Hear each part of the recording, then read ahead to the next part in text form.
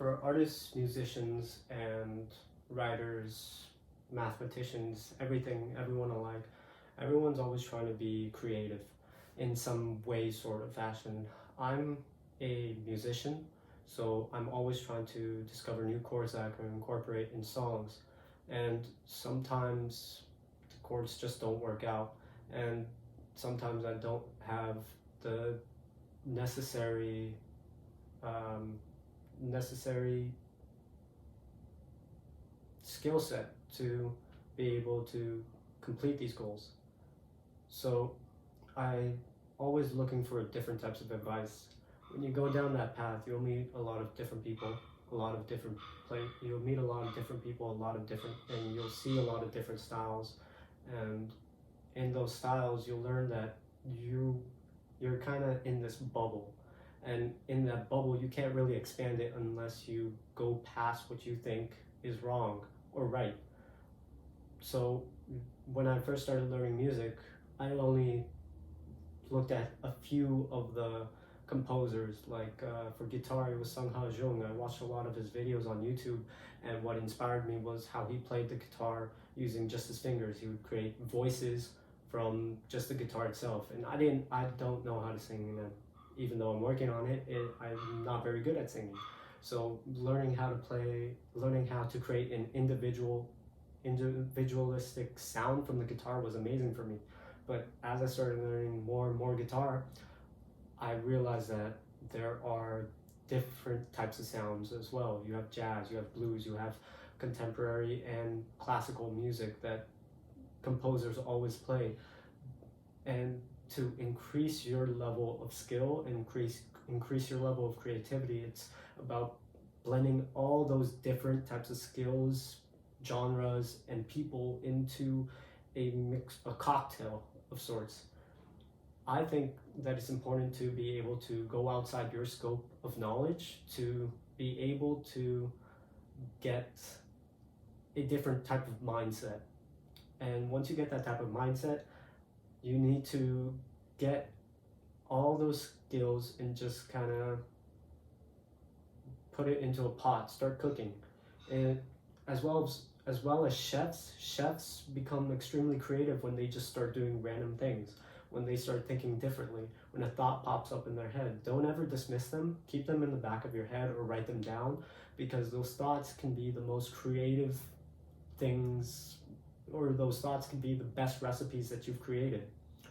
In terms of songwritings and bands and guitarists and lead vocals, most of them, they hated the songs that they were putting out.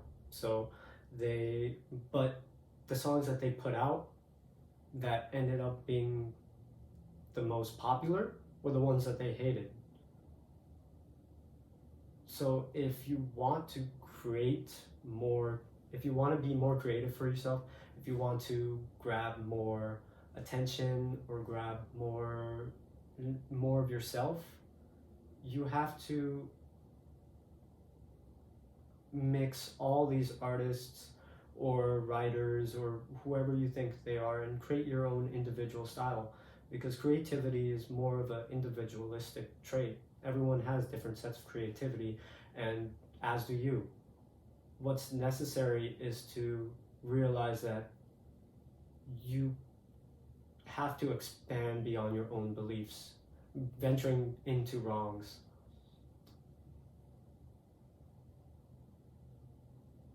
For instance, when you play piano, when you're playing a different note in a different key, and then when you play a note in a different key rather than the one that you came up with, that can be a sparking point to transitioning into a different melody. And even though it sounds wrong, it could sound much more beautiful if you go along with it, if you try to improvise. It's hard to be creative. It's hard to come up with new ideas and new solutions. So sometimes you have to do things that feel intentionally wrong too. You have to try things that aren't really recommended. I'm not saying like go do something so wrong that it's gonna hurt you or mess up something really badly. I'm just saying be open to that idea and acknowledge when you are wrong so that way you could learn and grow to become a more creative, mature, and well thought or more composed individual.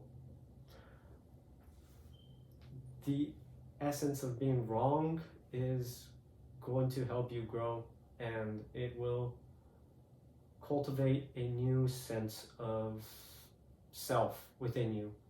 So the more wrong you are, the better off you are, honestly, because your failures make up who you are and how you grow. And in order to get that spark of creativity or become more creative, you have to be wrong a lot. Because, I mean, a lot of people aren't creative because they've tried something over and over again. It's that they've tried different things over and over again. So your failures make up who you are and how you think.